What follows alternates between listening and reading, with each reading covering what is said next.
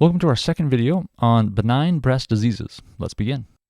Here's an overview of what we will discuss in this lecture. Let's start with fat necrosis. Here's a list of topics we'll discuss for fat necrosis of the breast, and let's start with definition.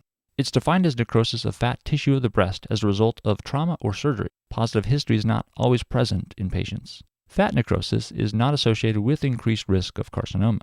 Fat necrosis presents as a fixed, irregular breast mass. Associated skin changes such as skin or nipple retraction, ecchymosis, and erythema can also be present. Diagnosis can be done with ultrasound or mammography, which show a hyperechoic mass with calcification. Biopsy of the mass can be done. It shows necrotic fat cells, foam cells, and multinucleated giant cells. Here is a histologic image showing fat necrosis of the breast. Note the necrotic adipocytes and dispersed inflammatory cells.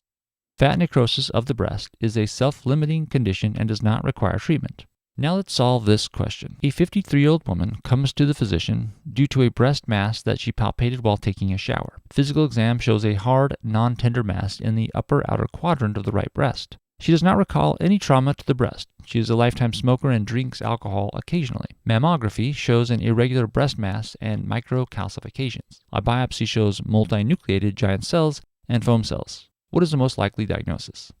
Alright, so this patient is presenting with a hard, non-tender breast mass that appears to be irregular with microcalcifications on breast mammography. This raises concern for malignancy. A biopsy showing multinucleated giant cells and foam cells, though, is characteristic of fat necrosis of the breast and only requires reassurance. Patients often do not recall trauma to the breast, but that still doesn't rule out the diagnosis. Alright, let's discuss Galactocele. Here's a list of topics we'll discuss for Galactocele, and we'll start with definition. A galactocele is a cyst composed of accumulated breast milk. It usually occurs during or after the lactation period and has no increased risk of carcinoma. It occurs as a result of obstruction of lactiferous ducts, which cause stagnant milk accumulation and cyst formation. It presents as a well-circumscribed mass that is not tender. It's mostly found in the subareolar region. Note that if it gets infected, it will become painful.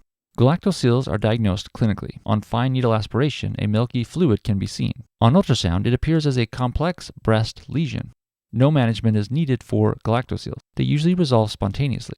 And finally, let's discuss Mammary Duct Ectasia. Here's a list of topics we'll discuss for Mammary Duct Ectasia, starting with definition. Mammary Duct Ectasia is a condition where mammary ducts become dilated, causing inflammation and leading to clogged mammary ducts. It most commonly affects perimenopausal women around 40 to 50 years of age. It presents with non-cyclic breast pain and greenish bloody nipple discharge that is usually unilateral. Other findings include nipple retraction, and a subareolar mass may also be present.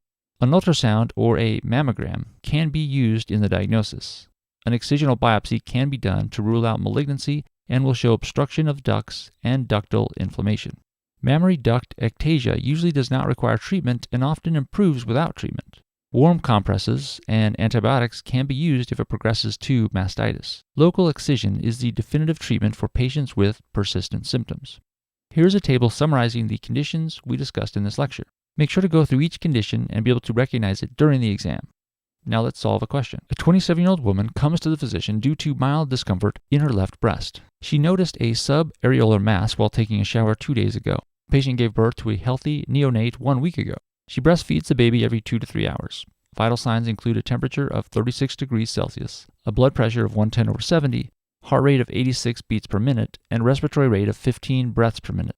The physical exam reveals non-tender subareolar mass with no erythema or induration. An ultrasound shows a complex mass, prompting fine needle aspiration.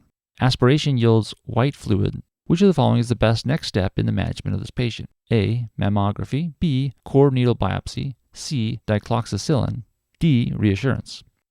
This woman presents with a subareolar mass. She gave birth to a healthy neonate a week ago. She breastfeeds the baby every 2 to 3 hours. Lactating women are at risk of developing mastitis or galactocele. Her temperature is 36 degrees Celsius, which is normal, making mastitis unlikely.